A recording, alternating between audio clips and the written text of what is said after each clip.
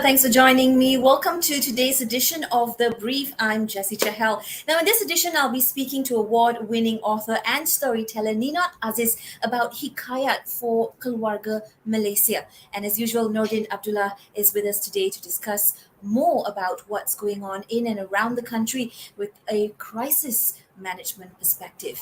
But before that, let's begin with some news updates. First, let's begin with the Prime Minister's message in conjunction with Maulidur Rasul. According to the Prime Minister, the concept of unity by Prophet Muhammad has taught Malaysians to stay united regardless of their backgrounds, so as to create a harmonious Malaysian family. Now, this unity concept that transcended tribal groups, religions and creeds as well. Following the Prophet's traditions and practices is one of the ways, the Prime Minister says, to prove the love for the Messenger of God. Now, here's some advice from the Defence Ministry. If you've been hearing them sort of go over where you live, because they will be flying low over the Klang Valley from today right up till Thursday this week. The fleet will be involved in flight training in conjunction with the 50th anniversary of the Five Power Defence Arrangements, or FPDA, on Thursday. Kuala Lumpur will be hosting the 50th anniversary this year. So here's a quick note that the FPDA is a series of bilateral defence relationships and agreements between the United Kingdom, Australia, New Zealand, Malaysia, and Singapore. And this dates back to when it was signed in 1971. And according to the Health Ministry, as of yesterday, we're seeing higher and better numbers. 94% of the Malaysian adult population have already completed both jabs in the arm, so to say. To be exact, 21,993,417 of us 3% have received at least one dose of the vaccination. And for teenagers from the ages of 12 to 17, in fact, 29.9% have been fully vaccinated as well. So here's a quick reminder that if you have not got yourself vaccinated, the MySejahtera app is there. It's super easy, especially if you have a dependent and you would like them to be to receive their vaccine as well. You can just register them in that app. Now it's time to bring in Nordin Abdullah, who's joining us at this time for his daily 6-minute crisis brief. Nordin, good to see you again. We're both working from home, and it's good to see that there's a lot more relaxations when it comes to the SOPs. We're seeing great numbers as well with Malaysians getting vaccinated. But today is a special day as well. And I know you have a perspective on the Prophet's birthday and really about how he had handled a crisis back in the day. Exactly, Jessy. And I think this is one of the key areas that we're looking at in terms of understanding crisis management. You often look to the past for great examples, and the Prophet Muhammad, peace be upon him, was the consummate crisis manager in terms of dealing with all the challenges that were faced by the community, the early Muslim community, as well as when they took over Mecca and Medina. This was one of the key things that we saw, that the Prophet Muhammad, well, many people think of Saudi Arabia today as a 100% Muslim country. Back then, it was a multicultural society with multi-religions and multi-ethnic groups and tribes, as the Prime Minister rightfully mentioned earlier. So it's a wonderful example for Malaysia to look at with our multicultural society that we have here, that there is an example of multiculturalism several thousand over years ago as an example in terms of crisis management. And I think this is one area that we need to study further. We need to apply those lessons that were learned in the context of modern Malaysia and in the context of the modern crisis management society, the modern crisis management dynamic that we deal with now, simply because we have such a deep history of getting it right. Absolutely, and I think it really makes sense as well to sort of link these two in the same sort of context, because the Prime Minister, since he's taken office, has introduced the concept of Keluarga Malaysia, or the Malaysian family. For me, it's just more than, it's more than two words just put together. It really is, etched in so much of history and culture, and it's really a fantastic concept that we can celebrate every day. Having said that, how do you feel that this theme will be able to help in times of crisis as well? Well, I think this is the word diversity comes to mind. And if we look at the Prophet's life and we look at the Prophet's family, we noticed that there were many Muslims, of course, but there were also many non-Muslims within his family. And he was able to deal with them in a very respectuous and very family-orientated way, which allowed him to get over many of the challenges that he faced as a leader during that time. So looking back at that very deep history, very also almost very scientific in approach, and now we're starting to learn how some of those techniques are now being used today for crisis management. So I think when we look at the Prophet's life and the deeds that he did in relation to crisis management, I think it's a very good basis for the Prime Minister to use to develop this idea of Keluarga Malaysia even further. Because many people say, oh, it's a monolithic idea. No, it's a multi-layered idea, and it's inclusive and it's empathetic. And to get that right is incredibly difficult. So you need a deep cultural context to get it there. Right. I'm going to jump in here with perhaps a bit of a difficult angle. What else do you think should be the extension of the theme of the Malaysian family? What element should be added on so that we really get it right? It could be that we only are scratching the surface, that we haven't really got down to some of the actual crises or actual problems that this theme can help us solve. Well, I think part of it is to understand that every family and every individual within that family moves at a different speed and has different objectives. But when you come together during a crisis, you realize that we can all work together. And this other part of that concept is nobody getting left behind. So if we can start to use that and start to apply it to especially the key component of the crisis right now, which is actually around vaccination. Vaccination has got us to where we are in terms of where we're allowed out, we're allowed to travel, we're allowed to do this. More people are not going to die because of vaccination, and we all want our family members to have long and healthy lives. And then this is part of the idea of, again, going back to the Prophet, peace be upon him, this idea of Makasacharya, that you can use the sanctity of life as the reason for doing so many things. And I think that is where... Not much time left on the clock, but very quickly, now that you mentioned vaccination as well, we are seeing a few anti-vaxxers really voicing out and saying, hey, look, we do not want to get vaccinated. The health minister has also said they will go down and hard on anti-vaxxers, leaving aside those who obviously cannot be vaccinated because of their own health reasons. How do we manage this crisis? Nordin, I don't have much time to give you. I think you're going to sum it up in a minute. Okay, Jessy, one of the things that we need to do is again, go back to this idea of family. If we can start to teach some of our family members who are perhaps being misled by some of the anti-vaxxer messages, and Malaysia is not really known for as an anti-vaxxer hub. So these are ideas that have been imported, especially from Western society. So I'm really curious as to how those ideas came to be in Malaysia. When Malaysia doesn't have a history of anti-vaccination. So what we're seeing now is a very recent change in some of these people, and it's to do with communication. So if there's a massive amount of anti-vaxxer communication going on, we need to do two things. One, we need to counter that anti-vaxxer message, and then we need to explain to them in scientific and data-driven realities around, look, this is why you need to do it, and this is how it's going to save your life.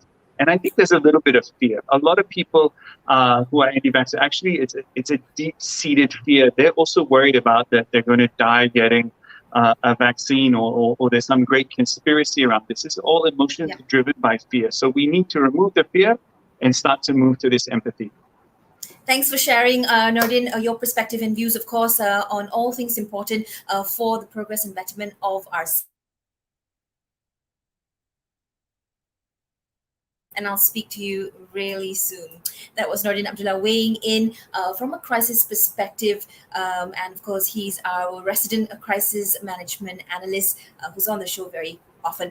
Now, here's a quick message or an update that we have just received. Dato Sri Dr. Maximus Ongkili, the Minister in the Prime Minister's Department, Sabah and Sarawak Affairs, has said that there will be a bill to return Sabah and Sarawak to a position of equal status with the Peninsula or Peninsula Malaysia in the federal constitution. And that is expected to be tabled in the Parliament's next seating. So we will, of course, bring you more updates once we get that as well. Exciting times indeed. Now, federal civil servants who fail to complete their COVID-19 vaccination will be subject to disciplinary action or termination of service when a new policy is being implemented. Now, according to a service circular, officers are instructed to complete their vaccination beginning next month, so November 1st onwards, and any officer who fails to comply may. While officers who cannot be vaccinated, of course, due to health factors, may be instructed to undergo a COVID-19 test and other medical checkups. A quick reminder that, none of us are safe until all of us are safe. Of course, vaccination, that's the agenda at this point, and it's really helped us see those numbers come down as well. The Malaysian Medical Association is now advising anti-vaxxers to get vaccinated before they or any of their loved ones become the next COVID-19 victims. Its president says that many anti-vaxxers change their stance on vaccines when a family member themselves contracts COVID-19. He also added that the majority of recent COVID-19 cases are in fact from unvaccinated individuals. Now, aside from educating the public, MMA is also recommending counseling services to be offered for those afraid of the vaccine. Well, with all things important to our country, here's a quick look into culture. Perhaps is the starting point to really discover who we are, where we've come from, and how we're also similar to one another. I'd like to move on to our special guest of the day. Today, we are honored to have Ninot Aziz, award-winning author and storyteller, to talk to us about the Keluarga Malaysia ideology from a storytelling Hikayat perspective. Hi, Ninot. How are you doing today? Hi, Jessy. I'm really good to be here. Such a Thank pleasure you to so speak to you, and we did have a quick chat before going on air here, and it's so interesting to kind of take a perspective or take a dive down the root of stories and storytelling, and really that is your forte. So given your background and exposure, what does Keluarga Malaysia mean to you? Okay, thank you, Jessy. I would like to say Salam Alidur Rasul to everybody who's watching. But basically, I'm a storyteller, Jessy. So a storyteller from the earliest time told legends and folklores. Really, yes, it's for entertainment, but it's really to impart wisdom to the people. And a storyteller is welcome in a king's palace, in humble homes equally. And my aim when I started out all this was really to share our legends with all Malaysians. I repeat that, yeah, with all Malaysians. I used to say here on Hikayat Kita with Ninot Aziz on Bernama, I used to say the Hikayat belongs to all of us, to love, to share, to cherish. And the reason why I say this is because this is the thing. When people listen to the same stories growing up, they are really they usually of one heart, one mind, one family, and that's what Keluarga Malaysia means to me. So when you are at a hearth or at your dining table telling stories, that makes you a family. So what we really need to do, one way to embrace this Keluarga Malaysia ideology is to share stories and share experiences together. That's what it means for me. Mhm. It's such a great opportunity to really go out and embrace these folk stories, myths, magical stories almost. Why do you think it has not come up, or why isn't it not celebrated as much as it should be, Okay, I recently said this. You know, all these centuries, the Hikayat was actually the main entertainment. They represent the legends and folklores, represent the memories of our ancient civilization. But I think in the last 60 years or so, we're so bent on globalization, modernization, merdeka. Um, we couldn't quite shake off that colonialism, that we began to forget our stories. But we have to remember this Malay archipelago is really one huge family. We had Melaka, Kelantan, Pahang, Sriwijaya, Patani. And our legends actually were based on that relationship between these little kingdoms that dotted our aquamarine seas, our hates, our loves, our quarrels. And these gave rise to these wonderful legends which had lessons to share on politics, negotiations, diplomacy. We were master diplomats in ancient times, and the legends actually kept our knowledge intact. What kind of people we were, the psyche, our intrinsic values, because our language has this rhythm, and it reflects the rhythm of our lives. If I can just here recite this pantun. Pulau Pandan jauh ke tengah, gunung Daik bercabang tiga. Hancur badan dikandung tanah, budi yang baik dikenang jua. So you see, in our language, we never forgot our seas, our islands, our mountains. It's just who we are. And so, Jessy, our language, and by language, I mean our stories, really reflect who we were meant to be, and where our future lies. And that's the whole thing with this Keluarga Malaysia. Right. We want to go to the future in the correct manner. And our stories give a good foundation on where we should go. Yeah, I mean it's a great reference point, if nothing else, and it's beautifully rich, that really can enhance the kind of personalities or persona Malaysians can embrace as well.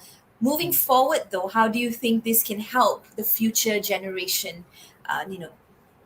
Well, Jesse, one thing I truly believe that our stories must have a place in our classrooms.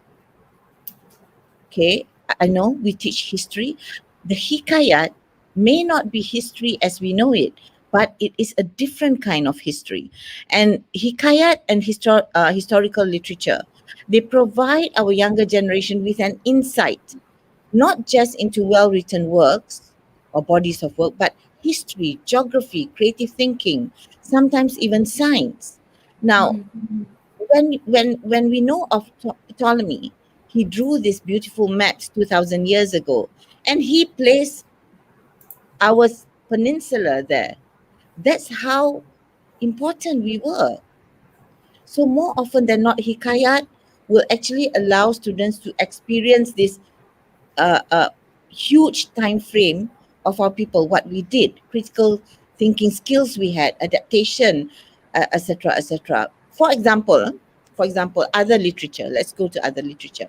H.G. Wells' book on First Man on the Moon, and Jules Verne's 20,000 Leagues Under the Sea really set the inspiration for space travel, for under the sea exploration. But in our own sejarah Melayu, we have Rajulan who went down, dived deep into the sea. And he went in this glass encased vessel with gold metal to seal the case. I mean, gold doesn't corrode. It makes a perfect choice, doesn't it? Yeah, So our absolutely. storytellers borrowed from this background. We know now in Sungai Batu we had master silversmith, metalsmith. So from the legends, this come out. But if you don't know your legends, you say, oh, we're not very clever lah. But if No, you know your absolutely. legends, And I see all these books behind you, and I just can't wait to get my hands on them.